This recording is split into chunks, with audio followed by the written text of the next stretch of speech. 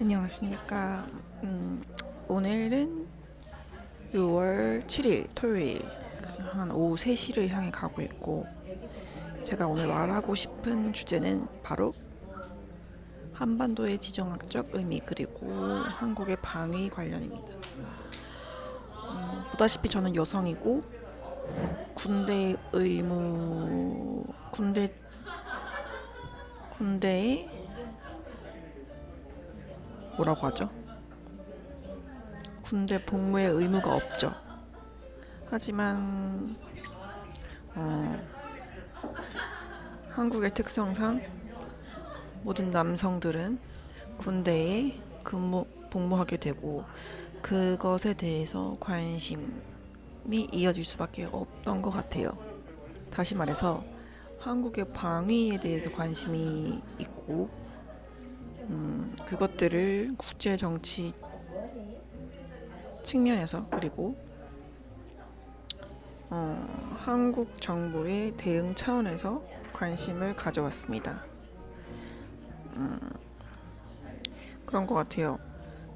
입장을 양자택일해라 했을 때 중국과 가깝게 지낼 것이냐 또는 미국과의 관계를 더욱 강화할 것이냐, 이런 양자택일의 입장을 요구받을 때가 있을 수밖에 없지만, 점점 시간이 갈수록 중국과 미국의 그런 경쟁으로 인해서 그 주변 국가들, 그리고 또 유럽 국가들도 마찬가지고, 계속 그런 관계 사이에서 외교 정치 방향을 정하는 경우가 많았던 것 같아요.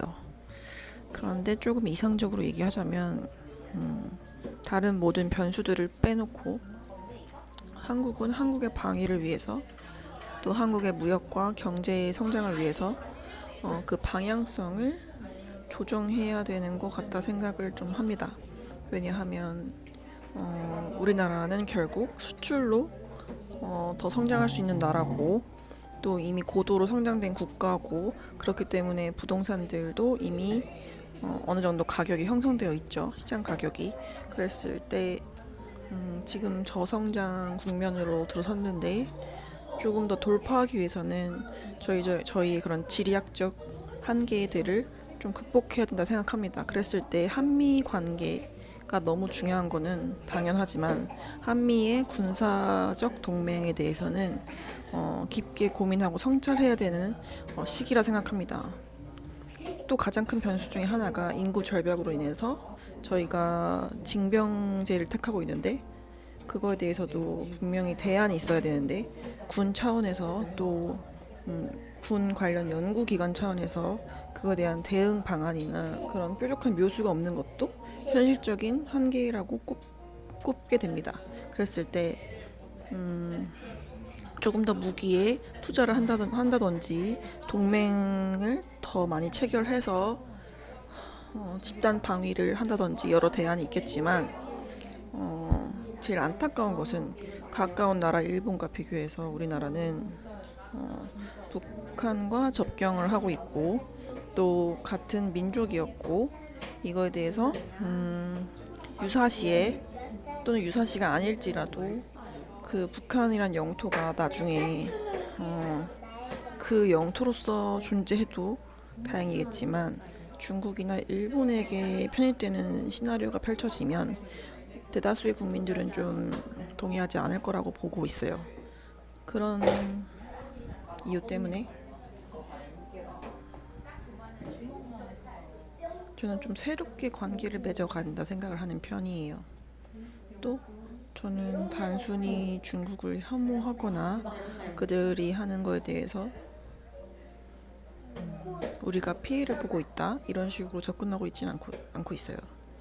가장 크게 저희가 중국과 갈등을 맺었던 시기가 2016년인데, 가깝게는 2016년인데, 사드 배치로 인해서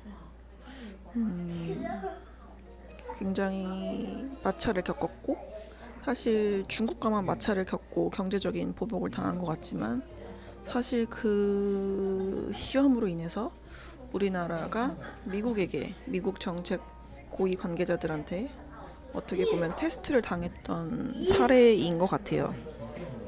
일본처럼 일본은 중일 관계가 점점 좋아질 수가 없는 단계로 가고 있고 또 북한이라는 영토 문제도 없고 그래서 미국과 굉장히 밀착하면서 중국을 견제하는 방향으로 나아가지만 우리나라는 말씀드렸듯이 수출 중심 국가고 또 해양 국가가 아니라 섬 국가가 아니라 대륙 국가이기 때문에 북한이 열렸을 때 교류할 수 있는 면적의 땅이 굉장히 넓고 또 그런 여러 이유 때문에 좀 외교적으로 대응하는 방식이 다양할 수밖에 없고 그래서 정부 정책들이 계속 교차하면서 다양한 시도를 할 수밖에 없었던 것 같아요. 윤석열 정부 같은 경우는 한미일 삼각 동맹을 더욱 확장시켜서 중국을 견제해 가면서 가는 그런 방위 협력 태세를 또 구축했지만 그런 것에 대해서 과연 실익이 얼마나 있을지는 정밀하게 따져봐야 된다 생각을 좀 합니다. 우리나라가 전쟁 시에 군인들의 그런 작전 지휘권이 없잖아요.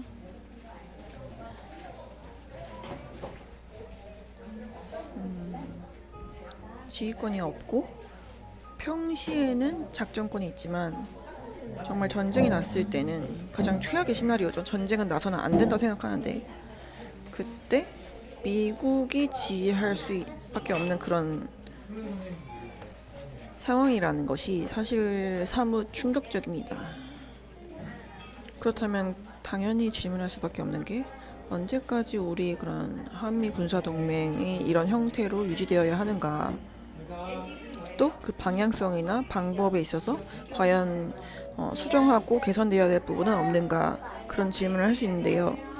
특별히 저는 이런 걸 선호하지 않아요. 진보 정부에서는 자율성을 좀 더 강조한다든지 보수 정부에서는 좀 더 한미 동맹을 강조한다든지 저는 이렇게 이분법적으로 보진 않고요. 좀 더 논리적인 이론들이 방법론들이 정부 정책에서 반영된 거라 생각합니다. 큰 그림에서 봤을 때는 패권 전쟁을 우리가 지켜봐야 하는 것도 있지만 우리나라 상황에 맞게 또 우리나라의 국익과 실익을 추구하면서 나아가야 하는 것도 맞는 것 같아요.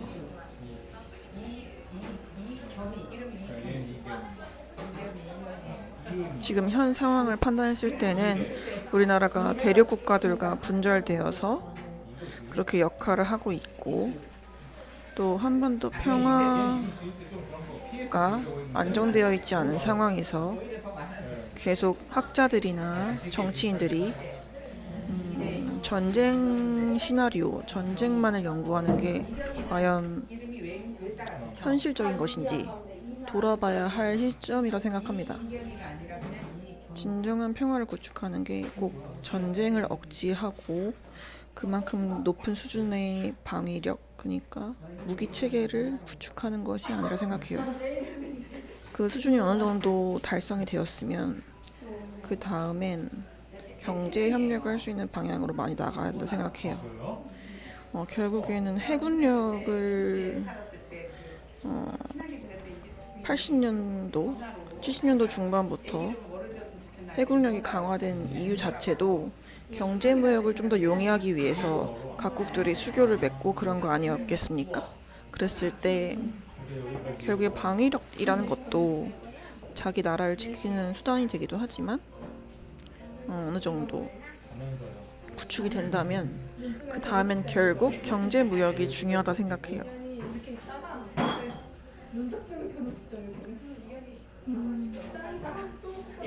중국 관련 전문가들이 좀 더 많아지고 또 그 외에도 미국이나 중국을 의존하고 그 방식 외에도의 방향성들을 추구하는 것도 회색지대지만 분명 성찰되어야 할 부분이라 생각합니다.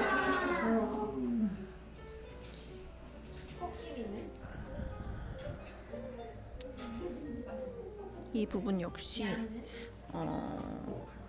행위자들인 군인들의 의견도 중요하지만 그림을 그려가는 정치적인 부분을 생각하고 다만 분명한 현실 직시는 필요하다라고 생각합니다.